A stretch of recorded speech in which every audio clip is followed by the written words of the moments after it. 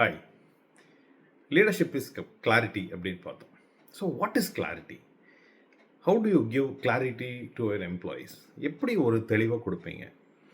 தெளிவு எப்போவுமே நம்பரில் தான் கொடுக்க முடியும். ஏதாவது ஒரு அளவீடு கண்டிப்பாக கொடுக்கணும்.